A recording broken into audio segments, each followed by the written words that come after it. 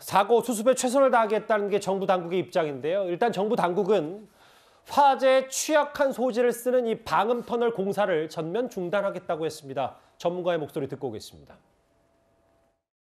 그 주변에 터널이 이제 가연성 재료로 되어 있을 걸로 보여요. 대부분 이제 이 부분은 폴리카보네이트 같은 재질로 쓰거든요. 이런 것들은 가연성 재료이기 때문에 화재가 확산되는 과정에서 뭐 이를테면 이 방음 터널의 재질이 어느 정도 기여를 했다라는 것들은 뭐 그거는 뭐 당연히 뭐 말씀드릴 수 있는 사항이라고 봅니다. 일반 도로에서도 이 방음 터널이 아니라 터널 같은 경우는 안전 기준이나 또 소방적인 측면이나 방제적인 측면의 시설 기준 뭐 이런 것들을 이제 갖추고 있거든요.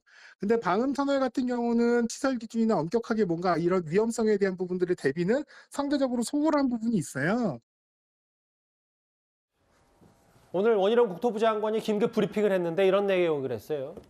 뭐 여러 얘기 전수조사 하겠고 앞으로 불에 잘 타는 방음터널 소재 공사 일단 멈추게 하겠다. 그런데 2016년 전문기관에서 화재 위험을 지적했는데 당시 정부의 업무 태만을 지적하지 않을 수 없다. 뭐 이렇게 얘기를 했어요. 그러니까 우리가 이제 운전하면서 가끔씩 봤던 익숙한 방음 터널이잖아요. 근데 저기 이렇게 무서운 참사 현장이 될지는 아무도 생각을 못 했는데 지금 원희룡 국토부 장관 이야기로는 이미 2016년에 관련 전문 기관에서 위험하다, 화재가 날 경우에는 이게 인화성이 너무 강하고 그다음에 플라스틱 재질이 아크릴이기 때문에 그 인화가 됐을 경우 그 유독가스 같은 게 굉장히 치명적이다라는 보고서가 있었다는 것이고요. 그리고 또 실제로는 어제 같은 경우는 굉장히 5명이 사망할 정도로 큰 사고였습니다만 사망 사고가 아니었지만 비슷한 유사한 화재 사고가 방음터에 있었다는 거 아니겠습니까? 그렇다고 한다면 방음터에서 그런 유사한 화재 사고가 났으면 그 화재 사고 당시 위험성들을 좀 미리 인지했다고 한다면 미리미리 대책을 세우지 않았을까 이런 안타까움이 있다는 생각이 듭니다.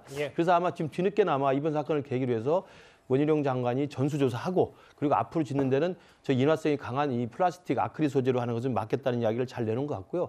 또 하나는 이게 일반 터널하고 기준이 다르다는 거 아닙니까? 일반 터널을 우리가 지나가 보면 대피로도 있고 그 소방 시설도 있고 또 안전 시설이 있습니다. 긴급 상황에 대비할 수 있는 건 있긴 있습니다. 근데 이건 터널이긴 하지만 일반 터널의 기준에 적용이 안 된다는 거죠. 그러니까 법제에 제가 볼 때 사각지대 있었던 걸로 생각이 듭니다. 그런 것도 좀 법제도적으로 개선을 해야 되지 않을까 싶습니다. 2016년에도 당시 여러 문제점을 지적했는데 고쳐지지 않았다라는 얘기와 함께 정부 당국이 이 사고 수습에 최선을 다하겠다고 하는데요. 감식 과정 결과가 나오면 저희도 좀 더 충분히 자세히 전해드려야 될 것 같습니다. 오늘 첫 번째 이슈는 여기서 정리하겠습니다.